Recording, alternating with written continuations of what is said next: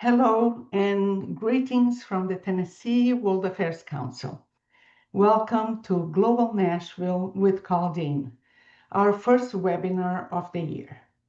My name is Liane Henschke and I'm serving as the Executive Director of the Council. TNWAC is a nonpartisan nonprofit organization dedicated to promoting global literacy and international awareness through a wide range of programs that connect Tennesseans with the world. Today, it is my great pleasure to introduce our distinguished guest, Mr. Terrence Burns. And Terrence is a seasoned international sports and Olympic marketing executive with extensive expertise in marketing communications, brand management, and sponsorship strategy. He will be speaking on the topic, the power of the Olympic brand and the geopolitics of global sports. Hosting today's conversation is Karl Dean, Chairman of the Tennessee World Affairs Council and former Mayor of Nashville, who will guide the discussion and explore the insights Mr. Burns brings from his remarkable career in international sport and branding. Karl Dean served as the sixth mayor of Nashville and Davidson County. He was elected in 2007 and re-elected in 2011. Dean first public office when held public office when he was elected as Nashville Public Defender in 1990.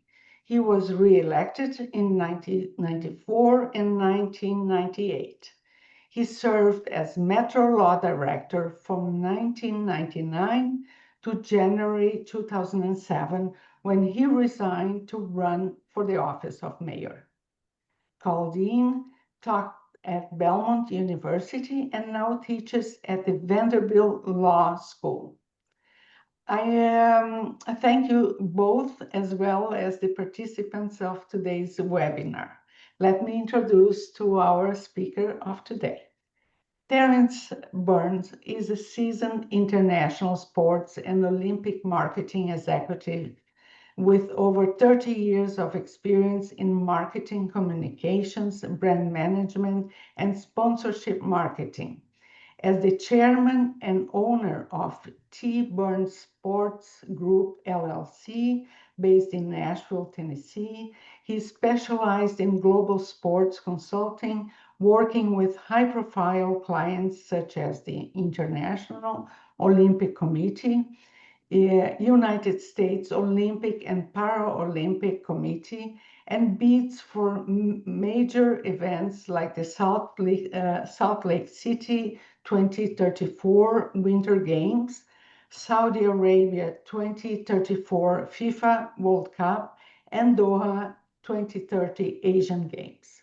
His career's highlights include contributing to 6 winning Olympic bids, Beijing 2008, Vancouver in 2010, Sochi in 2014, Pyeongchang in 2018, Los Angeles 2028, Salt Lake City 2034, and 2 FIFA World Cup bids in 2018 and 2026. So welcome to our webinar today, Terrence, and I hand it over to Karl Dean. Thank you. Thank you. And Terrence, welcome. Thanks for doing this. We really appreciate it. My pleasure. It's nice to be with you, sir. Thanks. Well, you must have the most interesting job in the world. It's, you're what people dream of: international travel, sports.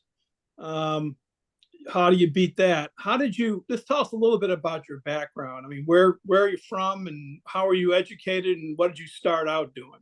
Well, it's kind of interesting you asked that because I'm also an adjunct professor at Belmont and also at Emory University, my alma mater down in Atlanta.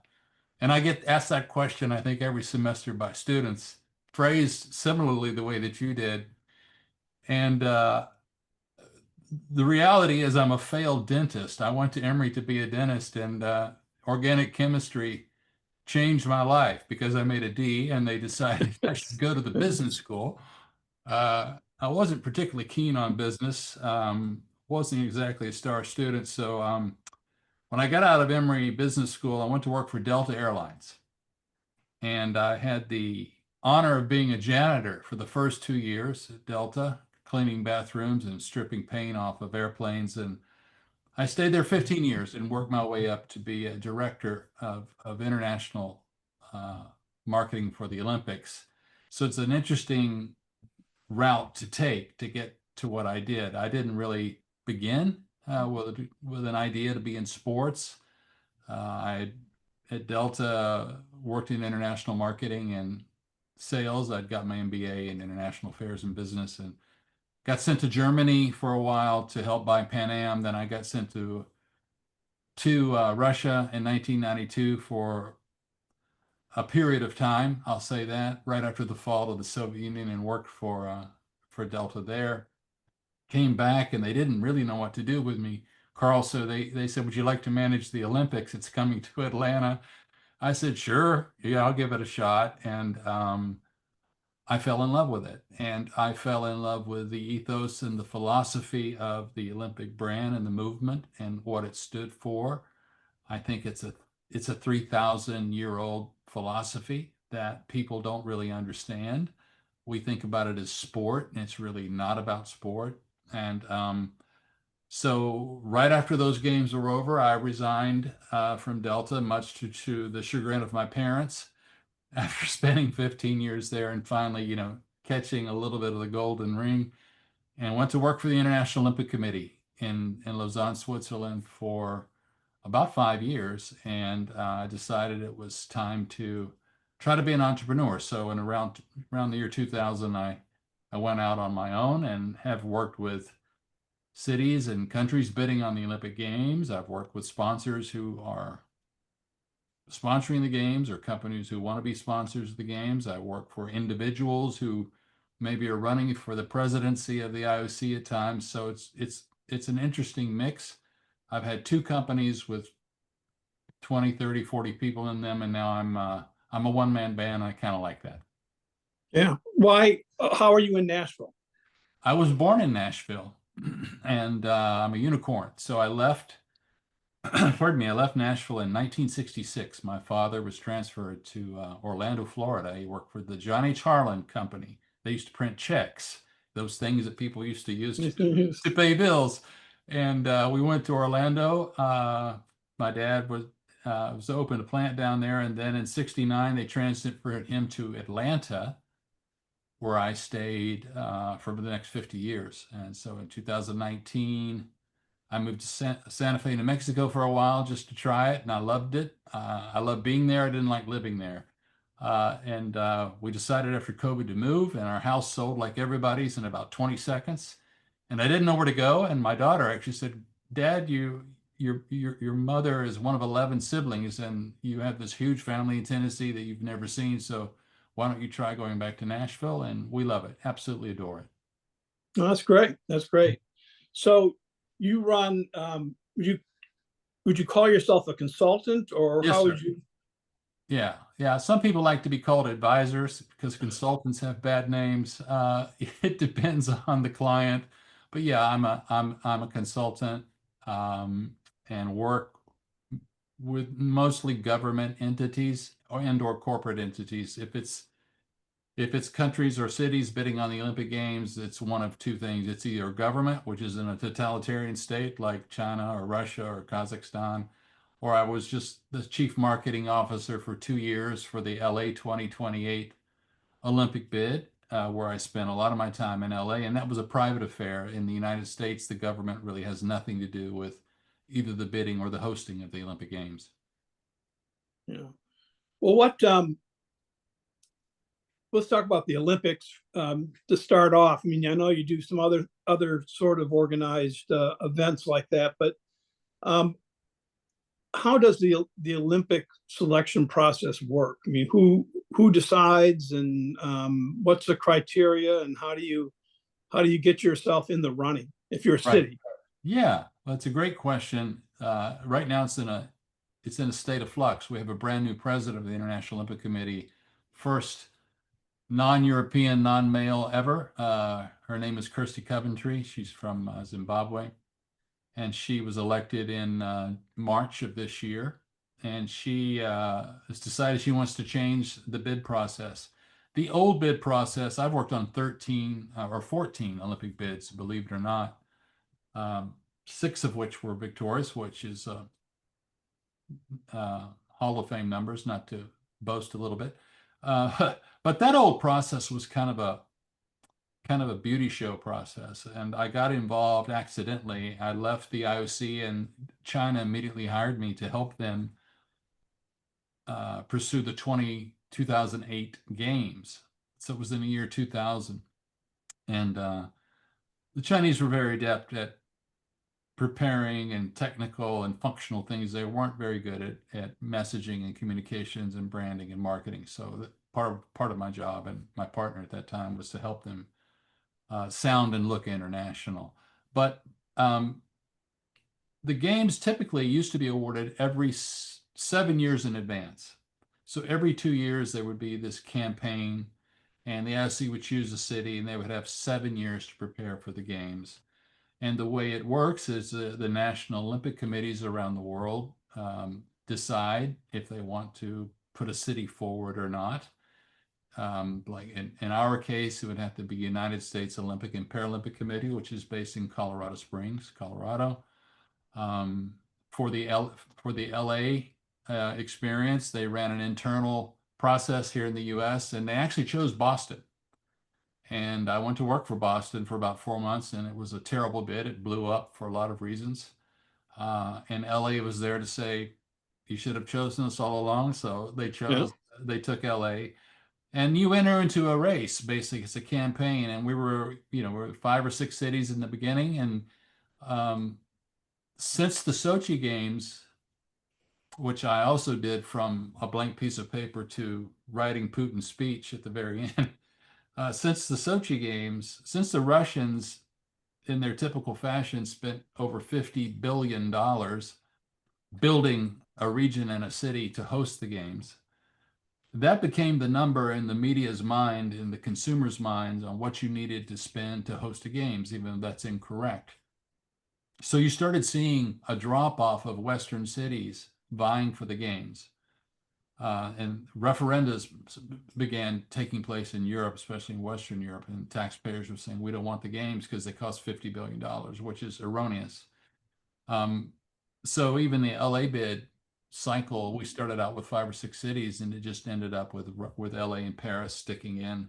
And so the IOC chose both of them at the same time. First time they'd ever done that. They gave Paris 24 and LA 28. The process is kind of opaque. It's IOC members that make the choice. There's only about 110, 115 of them. It's a private club. They're all volunteers. We make presentations to them over the course of a period of time that range from 20. I have flown to French Polynesia to make a 10-minute presentation to the final 2 presentations are in Switzerland or Lima, Peru, or wherever it is. It's an hour with 6 or 7 speakers, with films, with music, with backdrops. I design all that, write all the speeches, train the speakers, etc. And then it goes into a private vote, and they pick who they want to pick. Geopolitics has a lot to do with it, more than you would think. Money less than you would think. The commercial world, really, the sponsors of the Olympic Games have very little say in where the games go. If they did, I think you would have the games in North America or Europe constantly, because that's where the money is. But the IOC has a duty and a responsibility, as prescribed in this thing called the Olympic Charter, to place the games, quote, everywhere as a service of man. So you do see the games in Rio. You do see the games in China. You do see the games in Russia. I am currently working for the country of India, who are pursuing 2036, believe it or not. Their biggest competitor will probably be Qatar for 36. Saudi is interested in 40. So you're talking years in advance that these cities and nations are preparing for a bid for the games.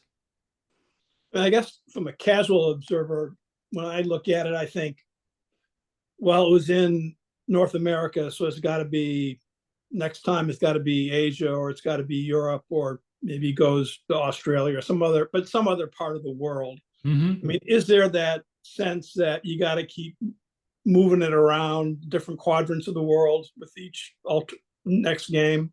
Yeah, that's an astute question and a good one. It used to be called the rotation theory, and they used to try probably to do that, maybe not consciously but unconsciously, until they hit the wall about 10 years ago, where cities just stopped bidding on the games.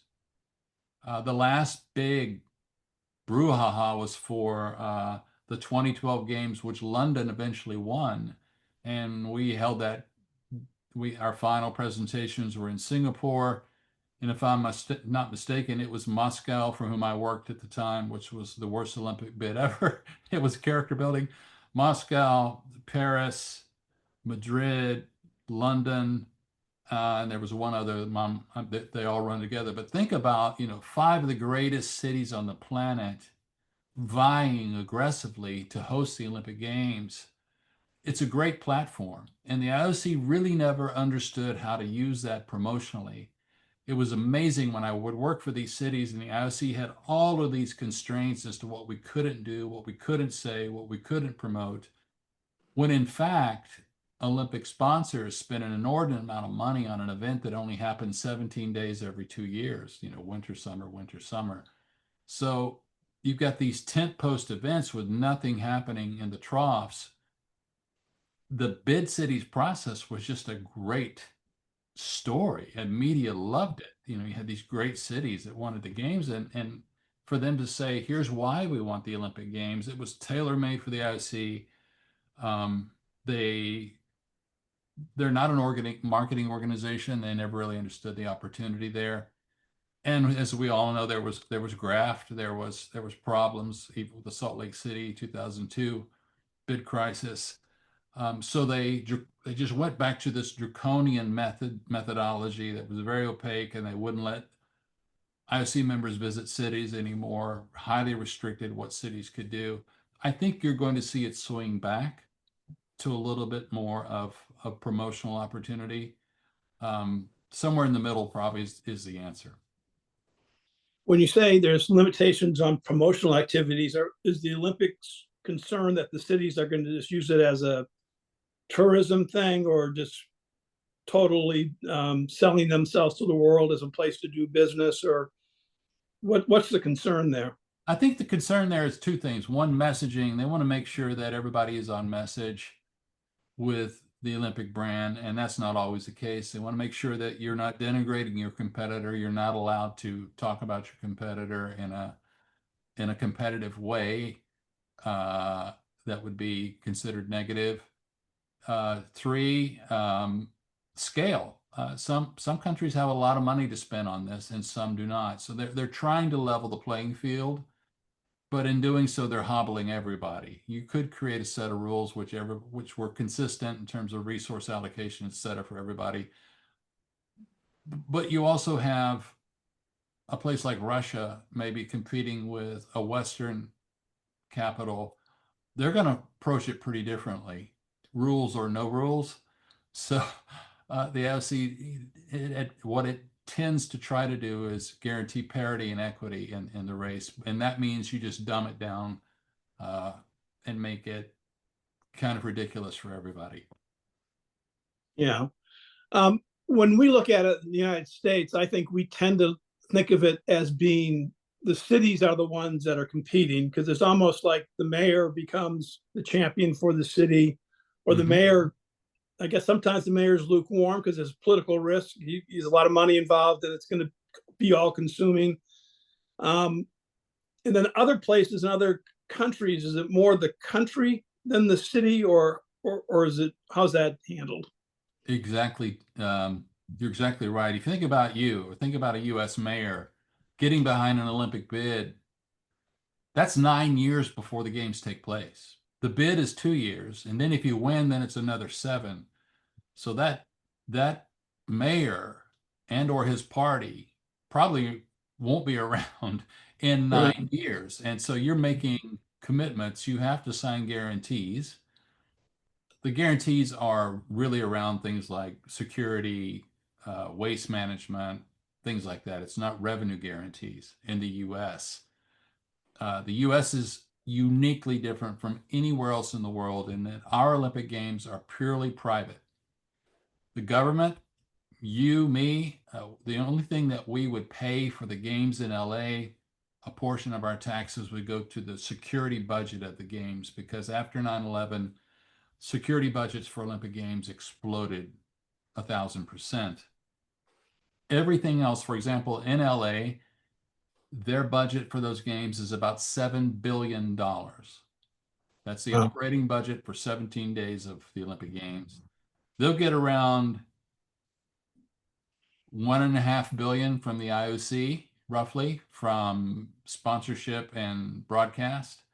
The rest of it they have to raise themselves by selling local sponsorships, patronage programs, ticketing, merchandising, etc. So in the United States, when we host the games, it's usually very innovative and creative. As a matter of fact, in 1984, LA hosted the games because no one else wanted them. Coming off of the debacle of Montreal, which carried uh, debt for 30, 40 years. Then you had the Moscow boycotts. By 84, there are only two cities that raised their hand, and one was Tehran and one was LA. So, and the IOC was broke. It had very little money, and what little money it had was from broadcast, and that 99% of that came from U.S. broadcasters. So Peter Uberoth said, "I'll do this." He was a travel agent, believe it or not. He said, "I'll manage these games, but we're going to do it different. We're going to run it like a business. We're going to create something called sponsorship, and we're going to make money." And that concept was quite foreign to the dilettantes in Switzerland who, see this as this beautiful, gorgeous, ethereal Greek ideal. Well, hell, somebody's got to pay for it. So 1984 was a turning point, literally. I wouldn't even be talking to you if it wasn't for Peter Uberoth and the LA Games in 84. Now, contrast that to Paris last summer. I don't know if you watched any of the Paris Olympics on NBC. I was there for the entire month. I had some projects to do with the IOC. I had 25 MBA students from George Washington University with me, who were there to study. Those games were also probably $6, $7, $8 billion games, and the French government, I don't know, they may have paid 3 or 4 billion or more out of their own national funds for those games. That's how that happens everywhere else except the United States. And then you have games that take place in China, such as 2008 summer, 2022 winter. Those are completely state funded. They do have sponsors, but the Chinese state tells those companies what to pay and where to pay and how to pay it. But they're Right. completely funded. They're usually tied to incredible infrastructure projects. The IOC has gotten away from using the Olympic Games as a catalyst to move your country forward. That used to be an old trope that all cities used. Now they want to see cities that are ready, that do not have to invest billions, because they don't want to be blamed for it. Frankly, if you have to build it, then you shouldn't use it. It has to be something that, frankly, you can reuse again and again and again. So it's an evolving process, Karl. Today, we'll see I'm in this bid process for 36. They just stopped it. My client in India doesn't quite know what to do, nor do the Qataris or the Indonesians or the Koreans, or there's 3 or 4 other countries right now interested. They've been put on hold until the IOC can figure out how they want to go forward. In September, the IOC will launch working groups for 5 different areas in the Olympics. Bidding is one of them, marketing is one of them, athletes, Olympism, and something else. And it's going to be groups of professionals, experts like myself, and IOC people to try to figure out how do we re-engineer marketing for the Olympics, how do we re-engineer bidding for the Olympics, et cetera. So the new president, that's her mandate, is to look at all that. So I think you'll see a change in it. I think it's exciting. I think countries and cities will always want it. The problem is you got to be, if you're the IOC, there's always going to be a Berlin in 1936 that wants the games for nefarious reasons, right? There always will be. And certainly China has been accused of that, and the IOC been criticized for that. I think it's a different dynamic with China and Nazi Germany, to be honest with you. China is the largest country in the world with the biggest population. How can they not have the Olympic Games? And even Russia right now is an outcast. As you know, they're not allowed to participate in the games. If there's one ethos in the Olympics that makes sense, it's we all belong or no one belongs. We may not all agree with each other. We may even not like each other, either our economic or political systems. But the Olympics is one place where everybody can come together for at least 17 days and get along. And I think that's worth it. I guess the big fear that would be out there for the IOC and for the host cities or the host countries would be if you had a situation where the U.S.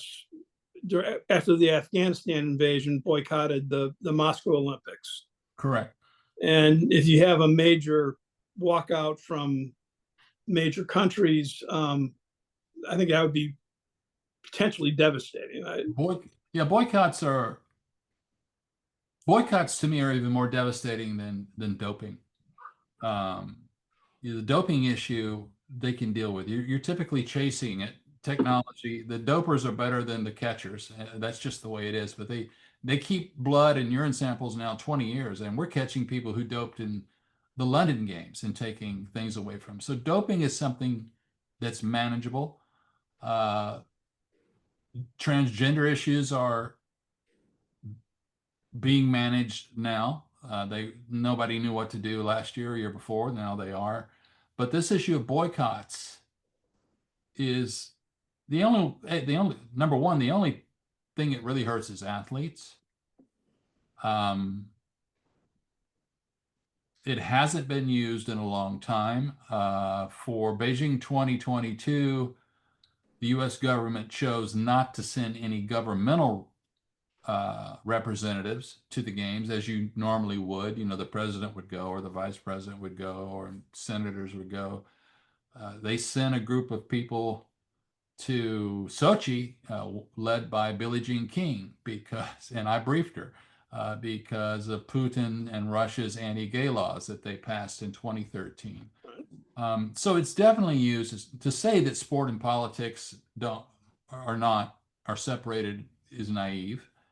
But boycotts are serious, and frankly, there's some nervousness right now around how will this administration handle visas for the World Cup next year and for LA in 28, because this administration will be around for both, and it's been quite clear that it sees visas as a tool, not necessarily a foreign policy tool as we've used it in the past, but maybe a retribution tool or a political tool. When you win the Olympic Games, the U.S. government, and we won them during the first Trump administration in 2017, he signed it, where anybody with an Olympic identity card, that counts as your visa. You can come into the United States and compete. If you're on the North Korean team or the Venezuelan team, it doesn't matter. But we've already had a couple of instances of international competitions here where our government has not let those athletes in for geopolitical reasons. So there's some concern. I think if you've read the news, you've watched Infantino, who runs FIFA, And you see his photo ops with President Trump quite a bit in the Oval Office. He is handling that relationship pragmatically, is how I would say it. And I would hope that and think that the IOC would see that and know that that's probably what they're going to have to do as well. Yeah. Yeah. And just another sort of unrelated question. You mentioned Peter Ueberroth and the LA Olympics. And, you know, I think of the Olympics, two figures come to mind, Ueberroth and Mitt Romney, who basically had their reputations enhanced by their management. Is that a rare instance, or? I think, yeah. In the United States, it's different. I mean, Billy Payne ran the bid, and Billy Payne ran the games, and Billy was not a public figure, other than he went on to run Augusta National. He took a different path. He wasn't in public service. You know, I was around working for the IOC when Mitt came in. He was a breath of fresh air. He was a astute business person. He had very little. He had less than zero interest in the pomp and circumstance of the IOC, and he did a fantastic job of raising $1 billion in 2002 for a games right after 9/11. I'll give you a little story about Mitt. I don't know him other than have been in a few meetings with him, but one of my dear friends worked closely with him and has for years. And I'm fairly apolitical about it. But I went to the Beijing opening ceremony, and it was called the Bird's Nest. If you remember the stadium, it looked like a bird's nest, but it really was. It looked like it was lattice work, but it was actually enclosed. It was a giant convection oven. It was probably 45 degrees Celsius in that place, so 110, 12, 15 degrees. Volunteers were just falling. It was awful. It was absolutely awful. And I was sitting kind of in the Olympic family section because I get to go to most games. The IOC graciously credits me, so I get to go to the games and do whatever I want. And I remember Mitt and his wife, who had MS at the time, and she still does. He was sitting maybe 2 rows over from me and up, had on a suit, hot as it could be. And BOCOG, a Beijing Organizing Committee person, finally figured out who he was, and came over and said, "Mr. Romney, you should be in the VIP section in the air conditioning." And he said, "No, I'm fine. I'm absolutely fine. I'm no better than anyone." He literally said, "I'm no better than anyone else."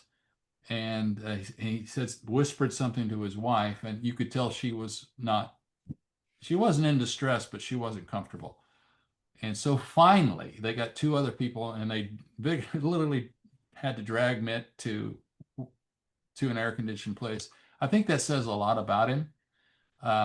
You know, I don't care whether you agree or disagree with his politics. I probably agree with half of them and not half of them. I'm kind of in the middle on a lot of things. But he showed true grit to me in that, and he did a fantastic job. I don't know if it helped him politically. Once Trump came into office, it probably did, but nothing could have helped him. But yeah, he did a job that doesn't get recognized the way Ueberroth did for LA, but he literally saved the Salt Lake Games. Do you do so? You have the Olympics, your primary business, your primary interest, fair to say, and Yes, do you do soccer? Well, I worked on the FIFA. I worked on the Russia 2018 FIFA World Cup bid from 2009 to 2010, and we won. I've done a lot of work in Russia. I've spent years in Russia, if you add it up, and it's an interesting place, a confounding place, a beautiful place, a frustrating place, an awful place. It's all of those things. I don't agree with its government, but I do like Russian people. I like their culture, and it's a beautiful country. It's just it's held captive by its own history and its own frankly, psychological construct, which is very different than ours. People look at Russians and they think they're the easternmost Europeans. They're not. To me, they're the most Western Asians. Yeah. Their entire philosophical construct has nothing to do with the Enlightenment at all, but we think it does, and therein lies a lot of the problems. Forgot your question. I got off. You got me on talking about Russia, which I love talking About soccer, about yeah. working So, with yeah, FIFA. I worked for them, and we won. And then I worked for the United States, Mexico, and Canada's bid for 2026, which we won that in the year 2018. So that'll be here next year. And I find it interesting that so few Americans kind of are aware that the World Cup will be here next year. It's odd how little attention there's being paid to it, either from the public or the corporate sector. FIFA is a very different organization. You have to understand FIFA is just one of 26 international sports federations in the summer games. People think of the IOC and FIFA as equal things. Actually, FIFA is just one of 26 sports federations that report to the IOC. It just happens to be the most powerful one. And Right. And it generates $11 billion every 4 years, and the IOC generates about 7. And their increased popularity worldwide, and particularly in the United States, of soccer has sort of lifted their image. I know when I was mayor, Nashville bid to be part of the U.S. submission to host the World Cup, and we were selected for that. They told us largely the appeal was our downtown stadium and access to things, but and then the U.S. didn't make it. Well, and it's the last time for 26. You were on the short. We were on the short list here, and then the Titans started playing or saying, "Well, we're not going to use that stadium. We're going to use another stadium," and it gave FIFA a great deal of uncertainty. Frankly, as is it really going to be on time? Is it really going to be ready? They didn't want to take on that risk, and sadly, I think Nashville would have made a great host city for this tournament. Yeah. I mean, a lot of things are happening in Nashville, such as the airport and Right. The growth of downtown as a tourist destination. That would have been really, really good. So FIFA is as challenging as the Olympics, or not? Yeah, it's a different process. Couple of things about it. One, it's much more opaque. The bidding on the Olympic Games, you have to create a set of documentation that's very, very precise and detailed. How much snow is going to be on this mountain during this date? How much humidity is in it? How much, what's in it? It's that specific. When we went through the FIFA process, and I will show you this right here. This is the documents that we had to produce for the World Cup for FIFA for Russia for 2018, and it's quite heavy. But it was funny because whenever a question arose in the preparation of that document, we would call the FIFA people in Zurich, and they would say, well, just answer it any way you want. And I think the way FIFA was run in those days was they liked it loose because they could make decisions that they didn't have to answer to anyone about. That's one thing. The other thing that's interesting about FIFA is instead of just 100 IOC members, you've got 190 nations that get to vote on where it's going to be. And it is an open vote. And I was stunned when I went to Moscow, which is where we made our final presentation in 2018 to win. We went into the room. It was us against Morocco. So it was kind of an unfair fight if you're talking about money and the ability to generate revenue, et cetera. But I remember we made the presentation. Morocco made the presentation. Infantino says, okay, now it's time to vote. All of your names are on a board in this room. The world and the media can see it. Vote. In the IOC, it's a private vote. No one knows who votes for whom. And whenever I work for an Olympic bid, we're always trying to meet with IOC members, and I always have a client says, "Oh, I spoke to the IOC member from pick a country, and they said they were going to support me," and I say the only IOC member who's probably telling you the truth is the one that says, "I will not support you," because they're telling everybody they support them, and they may support you in the first round. But these things go 1, 2, 3, 4 rounds sometimes till you get to the majority plus one, and they drop out. So it's a very interesting dynamic. I would love to see the IOC do what FIFA does, put people's names up on the wall and make them vote. Now, the problem with that, the IOC says, I understand it, the way that we can maintain this fragile, and it is, confederacy of people is by not forcing them to declare what they believe or want to believe. When we go to bid on vote on a city, it's better if you know if your friend did or didn't. It's better if you know that they didn't vote for. You don't know what they voted for, because you may need them the next time, they need you the next time. So it's set up to not guarantee animosity with each other. That's the claim. But it does, a little sunshine is a good thing, is what I would say for IOC. And after the Salt Lake City bid crisis, and I worked that for the IOC, I was right smack in the middle of it. They underwent significant reform, expelled many members, and changed the entire process to try to make sure that the Salt Lake City could not happen again. And they have made great progress. And I think sometimes when people hear that I work in the Olympics and have worked in bids, they go, "Oh, it's all corrupt." And it isn't. Sure, it exists, but it's not the way it was 20 years ago, for sure.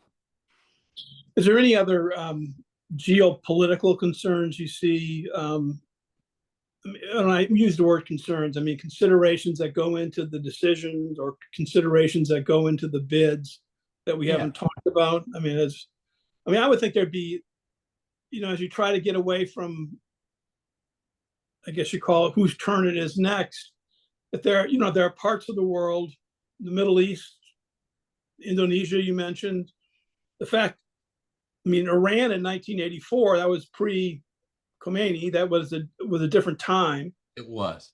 But that would have been a big statement. I mean, are there any thoughts on that? I mean, I do. I think there are 3 underserved areas that the Olympics have to go to eventually.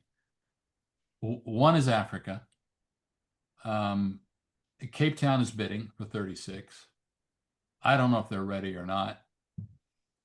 And the IOC are snake bit a little bit because they made the decision in 2009 to go to Rio for 2016, and they roll the dice.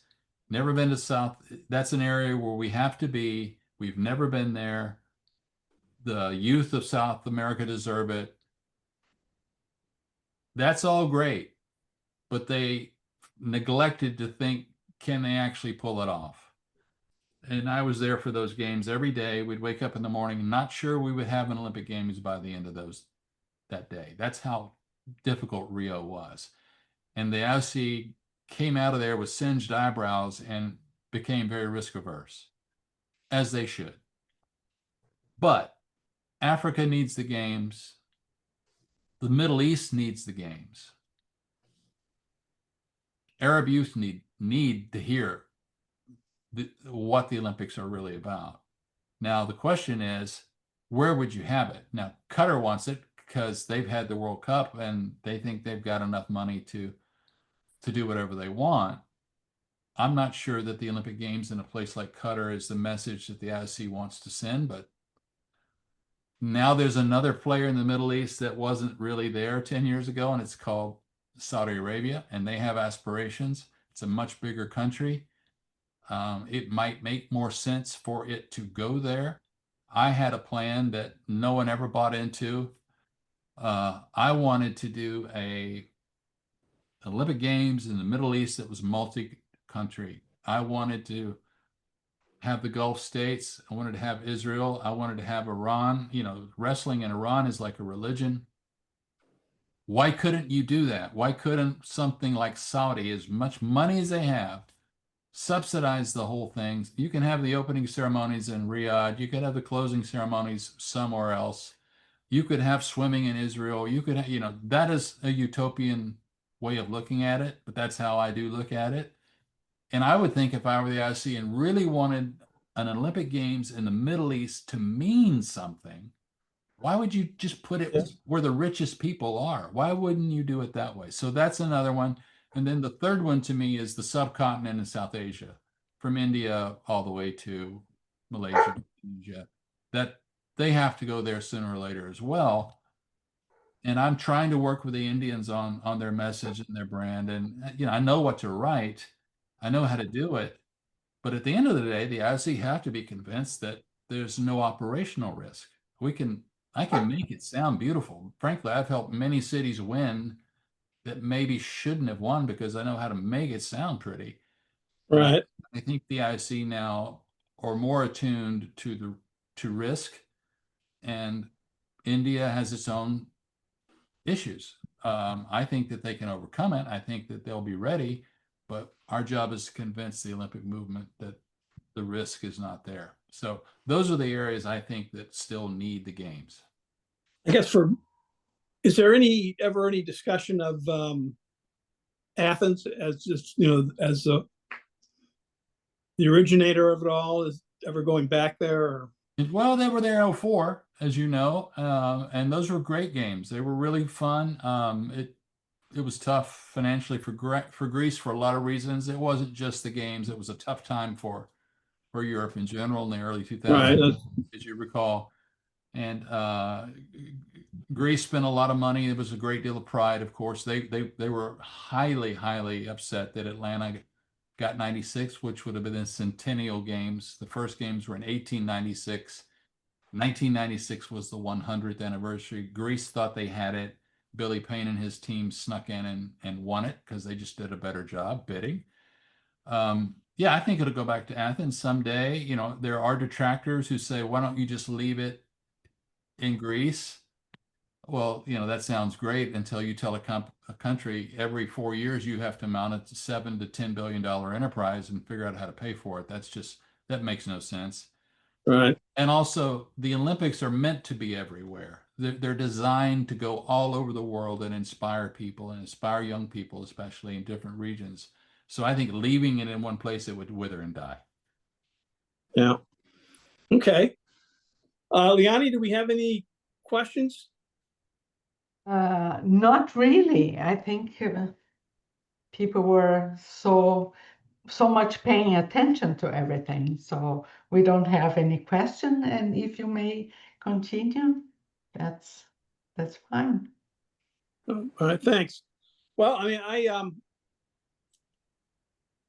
I guess I'll just say thank you to Terrence then for doing this. It was really fascinating, and as I said, I think you do have the best job in the world. It's I mean, you're thinking about things on a global level. You're thinking about sports, and you're seeing the world, and I think you probably truly never have a dull moment. Well, it's nice of you to say that. I've been very fortunate. I know I'm aware of it. Maybe when I was a young person, I wasn't aware of gratitude and things like that, but I am. And as I said, I do teach a geopolitics of sport class at Emory and at Belmont. Emory's just getting too far. I mean, it's too hard to drive down there once a week. But I like doing that. I'd like to teach more. I'd even like to explore doing it at Vanderbilt. I just think that I'm here in Nashville. There's not many people that do what I do. And it's really relevant in today's world, even with the administration that we have in the United States today.